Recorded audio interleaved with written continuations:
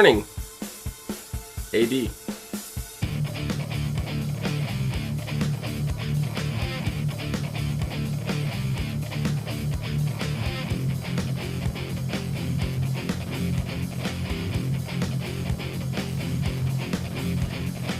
What's up, everyone, and welcome to the ASOTV podcast for the Pretty Little Liars series finale. Season 7, episode 20, Till Death Do Us Part. I'm here with Dom. With me, we have A. Oh, just Nikki. Just Nikki. I'm a little cold, that's all. Yeah. So, AD.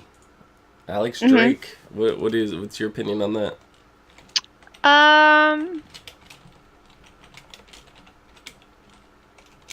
The reveal was very shocking because all this time we're actually thinking that it was one of the girls. I mean, you cycle through a lot of the girls going maybe, and I actually thought it was Mary Drake the whole time.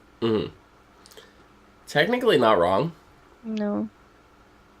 So, I mean, I really, this season, I shifted from Arya to Spencer. I've been on the Arya is a train from season 1. Season 1 to season 6, I was on the Arya is a train. This, and I think it was season 4 or 5 where I started entertaining the idea that it was possible that it was Spencer, and a lot of the stuff going on with Spencer made sense. A lot of the hints, like the A was a fan of Shakespeare, and all these various things. So I really I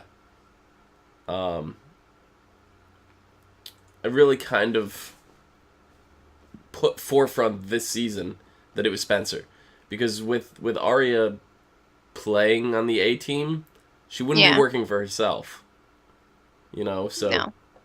When all that was going on, I was like, all right, it's not Arya, it can't be Arya. So I mean, I was half right. It was the actor who played Spencer. Yeah, it was Troyan, but it wasn't Spencer. Yeah. So, yeah, I guess you're kind of half right. April, who did the podcast with us, she was talking to me in text messages. And I was like, she's like, I told you it wasn't Arya. I was like, yeah, but I actually shifted gears this season, and I was like, I was really putting on Spencer. And so I said to her, I guess I was half right. And she goes, don't give me that. You were on the Arya train for so long. And she goes, you're about a quarter right. So I was like, all right, I'll take it. All right. But yeah, I don't know. A lot of people are upset over this ending. Pretty universally upset because A, it felt rushed. And B, Spencer's twin just kind of came out of nowhere. And, yeah, I kind of agree with both of those points. I don't think it was too overly rushed. It didn't feel rushed to me at all. No? I don't get that. No. That's definitely one thing I don't agree with. Like, no, it felt fine. If you think about it, it may have felt rushed because we didn't get to know Alex the way we got to know all the other A's. Right. She's a completely new character. She came in for the last episode, and you get to bing, bang, boom, and she's over and done with already. That might be why it feels rushed to people, because we didn't get to learn to love to hate this character. Yeah. We didn't get to see... We got to see background a little bit. We got to see her origin story. That's about it. We didn't get to see much of her life. But that's not the point. The problem with a lot of these whodunit mystery kind of shows, and this includes Lost. Lost was one of those, even though it wasn't like a murder mystery, kind of. It was a show filled with mystery, and it was, let me try to figure this mystery out. When you deal with a show that's gone on 6+ seasons, and you're dealing with trying to figure out the mystery, everybody gets their own idea of what the mystery should be. Mm-hmm. And when it's revealed that it's not what you envisioned, you instantly get upset. Yeah. Well, I never would have expected this ending for a million years. Mm-mm. And for a person that's been ragging on the series since I pretty much started watching it, this surprised me in a good way. Well, you like season 1, and it was after season 1 you started ragging on it. I already went through the high school drama. I like, it was interesting. Like, season 1 was interesting because it was more of, like, the mystery. And then it became, high school drama big time. And I went through it already in real life. I don't need to see it again. So, I mean, pretty much the whole series, I ragged on it. And I think the reason why this finale, I actually am okay with it, is because it did come out of nowhere and surprised me. So. Yeah. I think that was probably the best part of it. It's because you couldn't really predict it. There was a theory going around for a long time that Spencer had a twin. Theory goes back at least 3 years, 4 years maybe even. And Marlene King herself commented on that. Osalingo saying it was a very interesting theory. And made a lot of sense. So now there's a lot of people out there going, oh, well, she read this big elaborate fan theory about Spencer having a twin way back in 2014, and she basically ripped that idea off because she's actually recently even stated in interviews that they haven't had the final AD character until they started doing the flash forward. Like, they didn't know for sure. So they're saying, oh, well, she commented on the Spencer twin before the flash forward, before the time jump. And now when the time jump hints, all of a sudden she's running with that theory. And if she was inspired by it, sure, whatever, yeah. That's completely fine. But a lot of the people's backlash on that is she didn't, like, the character Alex was only involved in, like, the most recent events, like when they tied her together. You only saw her, like, involved when Charlotte was around and, all this stuff. And by the time that Ren found her and all this stuff, that it didn't tie back to, like, seasons 1 and 2 and, like, the origins of the thing. No, it didn't, because Mona was running everything then. Yeah, it really, I don't see why people are complaining. It didn't have to. Alex had no idea she had family up until Ren found her. And then that's when she got involved. It makes complete sense to me. Get the sticks out of your asses. It's not, like, seriously, just watch the show and fucking enjoy it. I don't. But, I mean, still, like, I'm not going to complain about that because I see the logic in it. If how could they tie it back? How could they tie Alex back other than her just being had her born? Swapping places with Spencer all this time, because we did see a lot of that. And I know it confused you because we actually watched this together, and it confused you. At first, I had to pause the episode to just explain it really quick to you. But, like, when Spencer shows up in the bunker, or in Toby's house, in the basement, whatever, and they start showing how Alex was integrated into her life way before that. You the first words out of your mouth was, how long has Spencer been in there? Like, you thought at first that Spencer was locked away and Alex completely replaced her. And that was not the case. Alex was just... Because I caught on, and Nikki here can attest to this, I caught on to the fact that Spencer could not have been in all these places at the beginning of this, just before the Alex reveal. Because you had Spencer, like, warping all over the place. Like, it just didn't make sense. Spencer was seeing Mary Drake. Spencer was at Arya's engagement party. Spencer was driving the mothers home. Spencer was at the hotel with Toby. Spencer was back at her barn. Like, how was Spencer getting all over the place? Like, I caught on to that really quickly. I was like, there's no way Spencer can be in all these places at once. Like, that does not make any sense to me. And no sooner did I say that than Alex was revealed, and I was like, okay, you know. And then we find out that Alex was the one that actually kissed Toby before he left with Yvonne. And that's when you started going, how long has Spencer been in there? And I was like, no. Spencer was probably, like, hanging out with Arya or something. And Alex snuck off and did this with Toby because Spencer wasn't nearby. So Spencer's been interchanging her life with Alex without even knowing it, you know?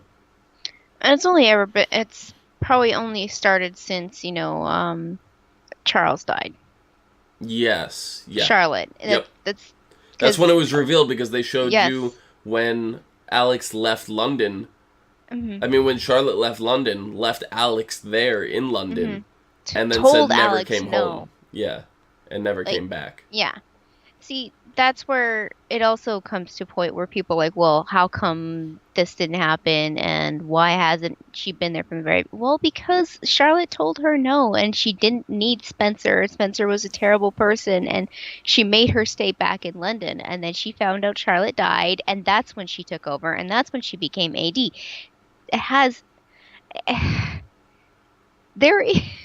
Marley knew exactly what she was doing. Yeah. And I don't see why people get so angry. No, it makes complete sense to me. I realize it's the end and people want more. But it's the end, get over it. Yeah. I mean, they left a hook in place for, a potential spinoff with Addison. I was sitting there the whole time going, oh my God, I even mentioned last episode we talked about this. I'm like, oh my God, they better not, because I see Addison being the Allison, and I'm just like, no, stop it. They could have left the episode without that scene, and I would have been so much more happy with it. Honestly, I would have been. That's my main gripe. Like, they didn't need to do that. I understand, Addison and her friends they're like almost a mirror image of Allison and the girls, but they already mentioned this a couple times throughout the series, this season. They didn't need to end with that scene. I think it was kind of cool to just show that it's like a never-ending cycle, and I think it's fine if that's the end. Like, if we don't do any more, I think that's fine. But if they try to do a spin-off with Addison and Willow and the rest of the girls, I'm not watching it. No pun intended, A. And B, I think it kind of ruins the whole show here, by extension. I just love the fact that it's like a closed loop. Like, we had this whole story play out, and we're seeing parallels of it within itself with another group, and seems like our end is their beginning. It's the exact same way, so, like, they're going to continue to go through this the way we did for the last 7 years. And in the girls' case, it was 12 plus years because of the time jumps and stuff like that. 13 years. Their 13-year cycle is another girl's set of girls' 13-year cycle and all that stuff. And I think that's fine. Just leave it at that. Like, don't try to do a spin-off. Don't try to do any more. Red Bandit chat saying, not only has there been talk of a possible spin-off about another Sarah Shepard book, there's also been talk about a possible crossover with the Vampire Diaries, which I think is really weird because the Vampire Diaries is done. Yeah, it's Vampire Diaries is done. There's no way they can cross over that. Maybe the originals, but not the Vampire Diaries. I mean, it depends on which characters would be available for that. I know that Paul Wesley, Ian Somerhalder, and Kat Graham are all done acting, so those are like your three main. And Elena, what's her Nina Dobrev, she's done. So that's like the main cast right there. So you'd have to get like side characters and stuff like that. So it'd be really weird. But And then Red Band's also saying the actor who plays Caleb has been rumored to appear in season 2 of Riverdale. I think that would be fantastic because I love Caleb. And Riverdale is a fantastic show. And if you have not watched that, which has been compared to Pretty Little Liars, it is nothing like Pretty Little Liars. It's similar at the beginning, and then it goes in a completely different direction. There's a mystery, and kids are in high school. Yeah. Like it's going to be compared, no matter what. Yeah. But, yeah, I don't know. There was a lot of unanswered questions. Like the barrel. Whatever happened with that barrel that Hannah and Caleb and whatever were, in the shed or storage unit or whatever it was. We never found much out with that. I think the police took it and they said that they were analyzing it, something like that, and then it just dropped off the map. We never heard anything about it again. I could be wrong because it's been so long since I've watched that season, but I don't remember ever definitively getting an answer about the lacrosse stick. I know that's something we've mentioned forever. I was upset we didn't see Tippy, the parrot, again. Yeah. Like, I was really expecting Tippy to show up.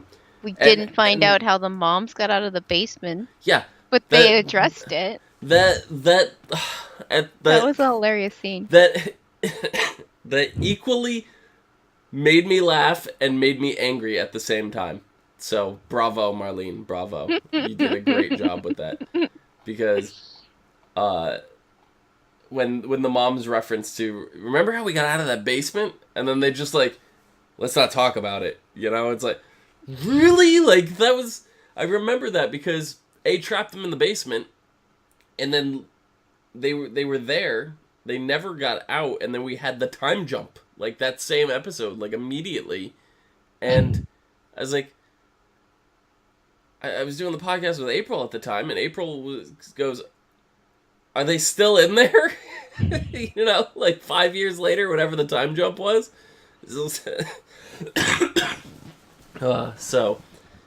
Yeah, I don't know. It was, that was funny. That was funny to me. But, I don't know, we got, kind of happy ending, right? We got Arya and Ezra, they got married. They're going off for their honeymoon in France. I was personally disappointed that Pastor Ted was not the one marrying them. I think that would have been good, but they built up Pastor Ted for a while. They even brought him back this season. He was only a love interest for Mrs. Marin. Yeah, so it would have been fan service, whatever. I don't care. I can definitely live without him playing a part in that wedding. I liked Pastor Ted. That's just me. But we find out Hannah's pregnant. Mm-hmm. We got a little, peek into Hannah and Caleb's relationship this episode after the 1 year time jump, and it's rough. It was rough, but Hannah came around. It was definitely all Hannah. Yeah. I can't say Caleb didn't contribute any factors to that because we didn't see that. I'm sure there were at some point that made Hannah push him away to a degree. So I don't want to put all the blame on Hannah, but from everything we saw, it was all Hannah. Mm-hmm. But it looks like she got past that. So they got their happy ending. Like I said, Ezra and Arya got their happy ending. Emily and Allison got their happy ending. They're engaged. Mm-hmm. They have twins, which was not expecting. No. No. So that was good. We found out that the father was Ren. Yep. That was kind of interesting. And then Mona kind of had a weird happy ending. Right? Yeah, she had a love interest in Paris. Mm-hmm. Right? She was running a doll shop.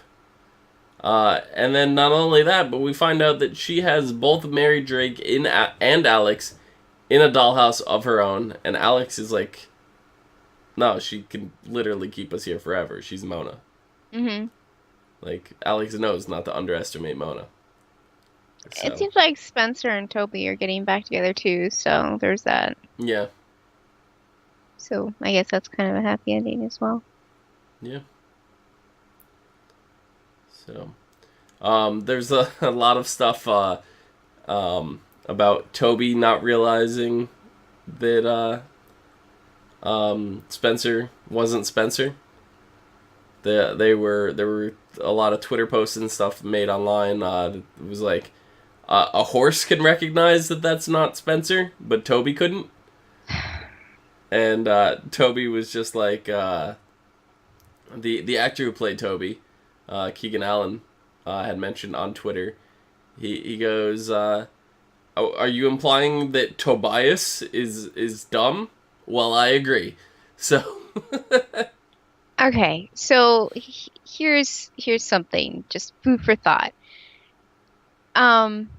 Horses can tell the difference because not only is there smell, but there's energy, there's tones of voice. Even though Spencer and Alex could sound very much alike, Alex did sound different to the horse. So yes, the horse could recognize that it was not Spencer. Mm-hmm. And Toby doesn't have all these extra heightened senses. Yeah, I mean, look at Jenna. Jenna was able to recognize off of perfume. Yeah. Smell. Just smell. And a little bit of sound, Mm-hmm. There's enough red flags for her to call up Toby. She actually helped the girls out in the end. Yep. I don't know how people can argue that fact. The horse, a dumb horse could recognize. No, shut your... No. They weren't saying the horse was dumb. They were saying Toby was dumb. And the thing is, my point is, humans in general don't have the heightened senses. Jenna is a wild card because she's blind. The other senses she has are heightened. That makes sense. Yeah. Toby, no. Yeah.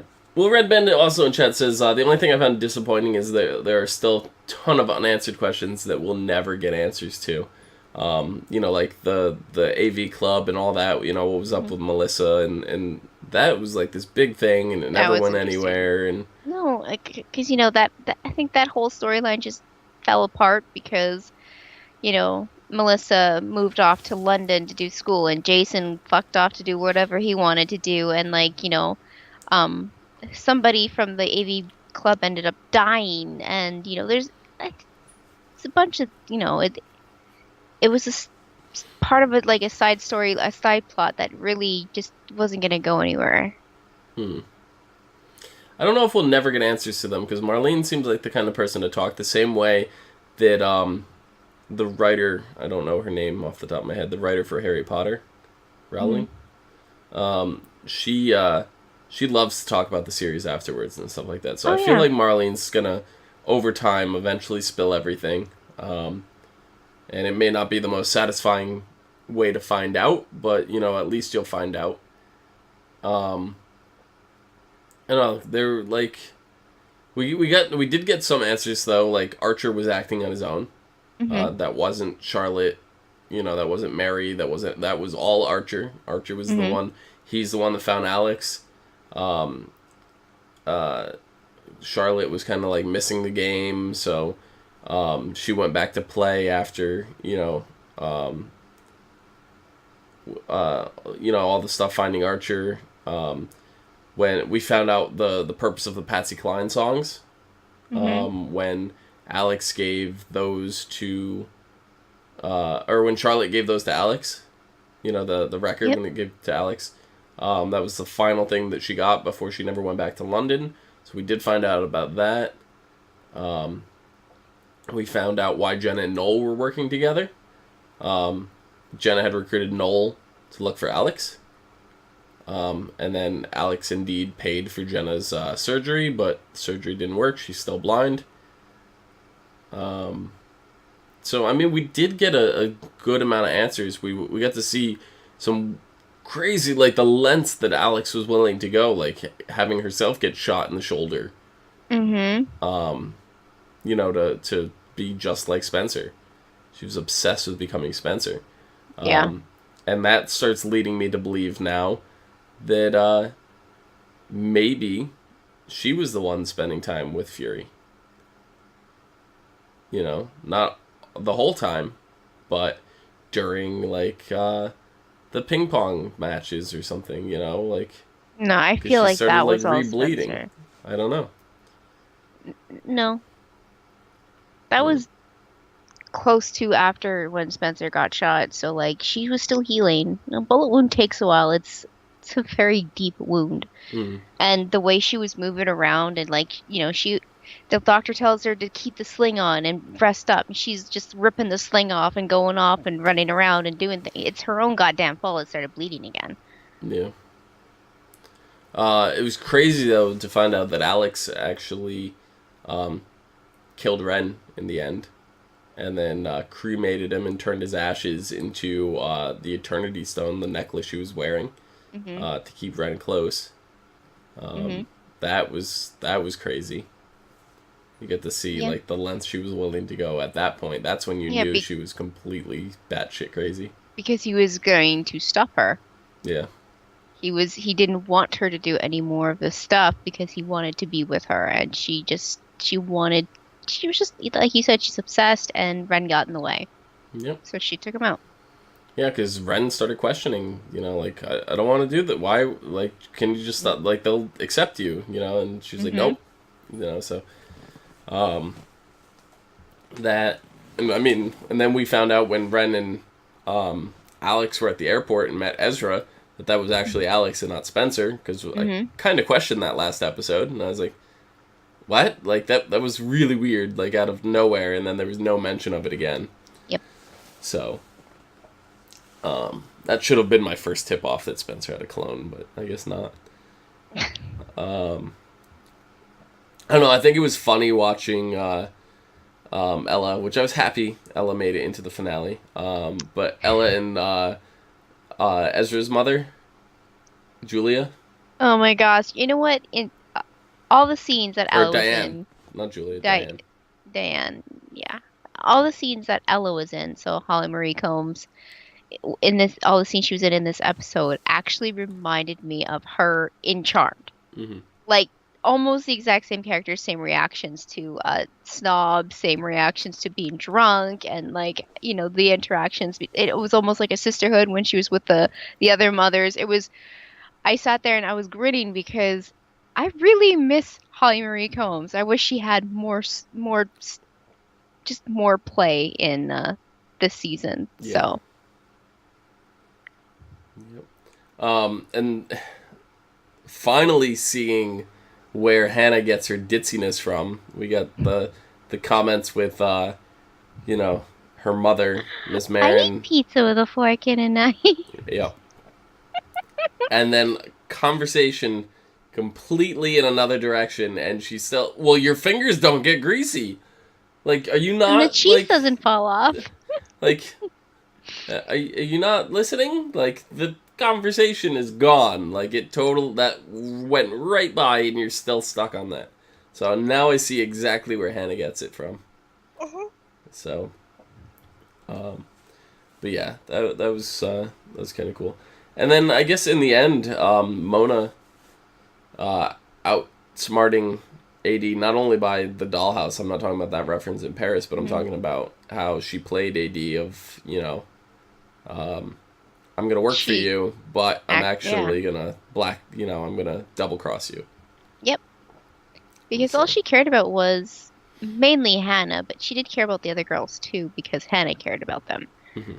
So, I mean, even in the beginning, like when Mona first came back, she was helping the girls out as much as she could. She wanted to be part of them really, really, really bad. And then, you see her was it last episode in the hood? And you're like, oh no. Or no. Yeah, no. It was No, it this was this episode. episode. The episode was so long. I'm Yeah, sorry. There was a lot to go on. yeah, yeah. But like you kind of felt the doubt, kind of the same way when you saw her playing around with the board and she's like really, really into it. Like, but even being crazy again and having to be with a sponsor because she's addicted to the game, Hmm. addicted to meddling in other people's life. I don't know what you would call that. Like, what would be the term that you'd be diagnosed with that? I don't know. It's funny, It's but some kind of an addiction. yeah.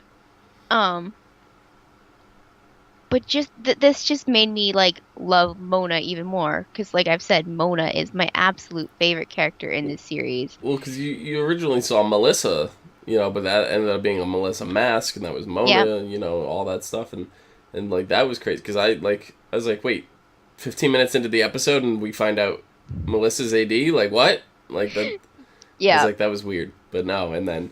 It was revealed that it was Mona, and then I was like, all right, well, we know Mona's working for someone, and then we saw the phone call, between Mona and AD, so I was like, okay, so we still have the AD mystery, and, whatever. Yep. But a lot of people now are interpreting that the whole series, in fact, may be A something hallucination. in Mona's head, yeah. And I then because mean, you're seeing at the beginning, the very beginning of the episode, we had like this weird scene of the girls all having dinner, and then Lucas is in the back like tap dancing down the street, and they're just like, oh hey Lucas, and he's just like continually tap dance and like does the Charleston away, and it's just like what is going on right now? And then blind Jenna riding a horse, and the girls literally don't even acknowledge her. no. And then it starts snowing, and then you realize that's in the snow globe, and this is Mona, and she like freaks out, drops the snow globe when AD walks in. So we're seeing that, and then people are interpreting now that because we saw the dollhouse, and you saw Mona pouring tea for these dolls that look like Alex and Mary. Mm-hmm. And then as she's doing that, you look through the window of the dollhouse and it like zooms in, and that's when you see, Mary and Alex are in the big dollhouse. That they're saying that it's all in Mona's head, that the play dollhouse with the toys and stuff is what's really going on, and what you're seeing are the hallucinations of Mona through the glass, that she doesn't actually have them, that I it's don't know, all like just all in her head, that the it whole did series is kind of in her head. the reveal of Mary Drake and Alex being in the dollhouse did go out through the dollhouse window. But when it zoomed back out, it was like Mona was on the other end of one of those like one-way Right. mirrors. But they're just Yeah. saying that's her imagining her hallucination as reality. Which I could totally see. I totally understand that. I get that.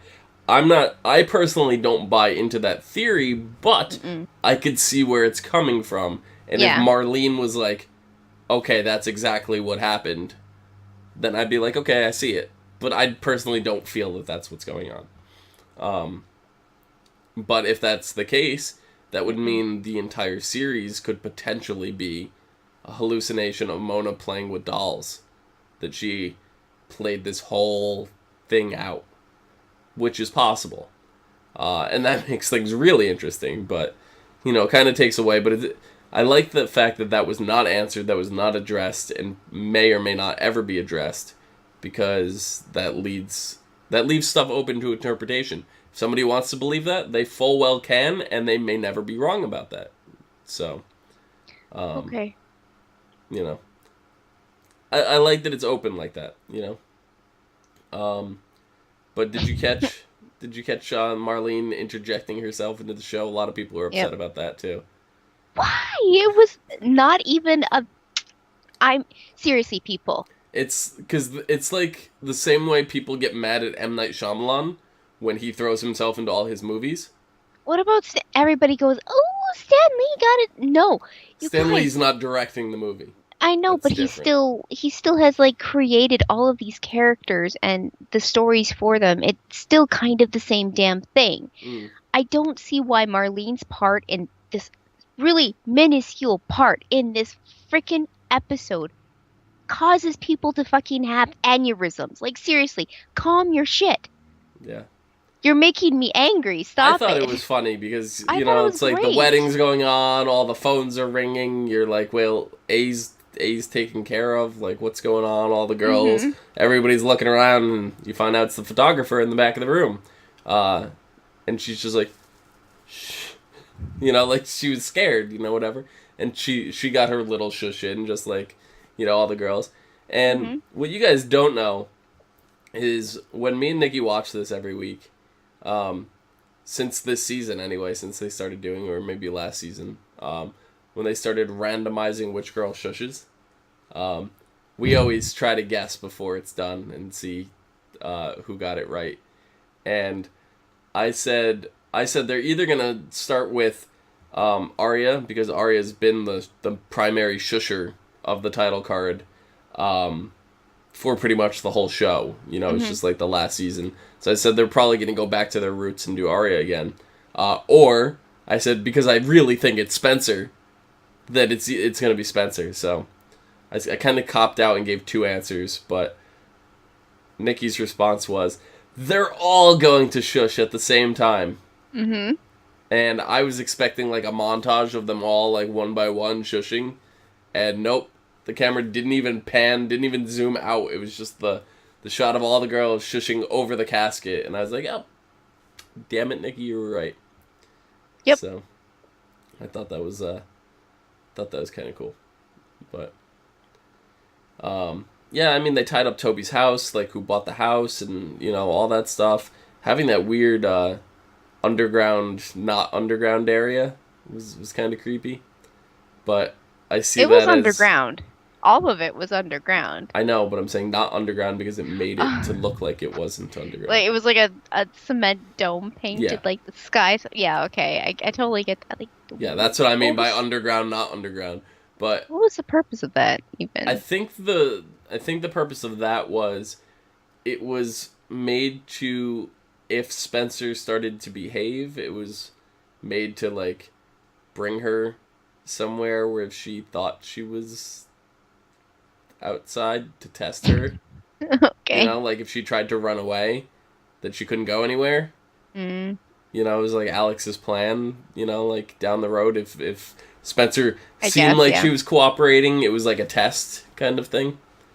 That's the way I took that, the purpose of that room anyway. But yeah, it was weird because it had like day and night cycles and I don't know. It was really, really weird. But I don't know. Overall, I think it was a pretty good finale. You're not going to get every answer. No. But even with series like that just ended like the Vampire Diaries, there were still some unanswered questions that, we had been asking all along, but we were satisfied with the ending. So, I'm just happy that the series is done. Yeah. But we did see a lot of, there was a lot of nodbacks to the prior seasons. Mm-hmm. You got to, like Emily talking to one of the girls about Maya, and how Maya would have been like, oh, disappointed or something like, I can't remember what it was about, but like, there was nodbacks to other characters, and that was really nice. Mm-hmm. Like Maya's back in season 2, right? Season 1. Was it season 1? Yeah. Okay, yeah. So it's a long time ago. I think it was really early in season 1 too, because when they found the body, didn't it end up being Maya's body? Oh, yes. Or was that season 2? I don't know. It's been a while. It's been 6 years ago. Uh, So I was looking real quick, and when Red Bandit in chat had mentioned about the crossover with the Vampire Diaries, what that was going on with is Marlene King actually tweeted out to Julie Plec, and she goes, "Hey Julie, I feel like we're always two ships passing in the night. Want to grab a coffee and talk about making a TV show, or talk about making TV." It was a TV emoji on Twitter. mm-hmm. And people instantly took that as Pretty Little Liars, Marlene King, Julie Plec, Vampire Diaries, crossover. That's not what she was saying. She was saying, now that we're both done with our shows, maybe we should talk about working on something together. That's what that went. Oh, That wow, doesn't that would be a great pairing. that does not mean by any means that they're trying to make Vampire Diaries and Pretty Little Liars crossover. No. That's what that was about. So, it'd be interesting. Julie never responded to the Twitter comment, so who knows? Julie's been pretty quiet. I know she's dealing with the originals right now, as well as I think one other show. At the moment, that doesn't mean she doesn't have room for this. I would love to see the two work together. Yeah, I think that totally. would be fantastic. Marlene also has her other show too, so there is. Famous I mean, they're in Love. both. Yeah. Yeah. So. Yep. But I don't know. All in all, I liked it. I think it was a good ending, good send off. We did have the after party show. After that was an hour like Q&A kind of thing. There wasn't really a lot of new answers or anything. It was more cast interviews, how everybody felt on set and things like that. I think it was actually a little more interesting than the finale. I got to see like some insight and some, what the characters were thinking and stuff at the time. So I like that. I liked it a lot. No new answers or anything like that, but like I said. The one bit of information that I took out of that A-list party was that Troyan is exactly 10 years older than Allison. Yeah.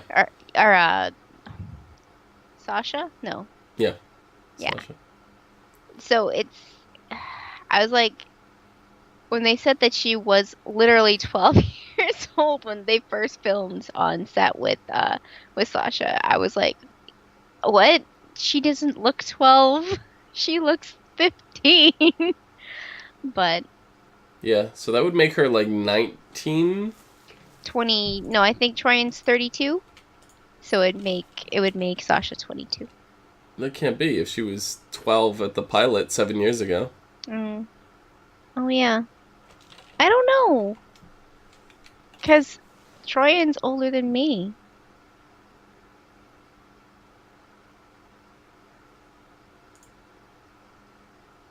Yeah, she's 21. Sasha's 21. Okay. So she was 14. That's what it was. It was probably 14, not 12. No, they said 12. Oh. So I don't know, maybe that was for the casting call? Like, yeah, it might have been. the pilot might have been filmed a year or something before the actual show was filmed or something. We don't know, but... But yeah. Yeah, no, definitely interesting, so... But, yeah. I don't know. Overall, I think it was good, and I think, Nikki, you actually enjoyed it for giving the series as much shit as you have. Except for that last scene. I cannot forgive Marlene for that.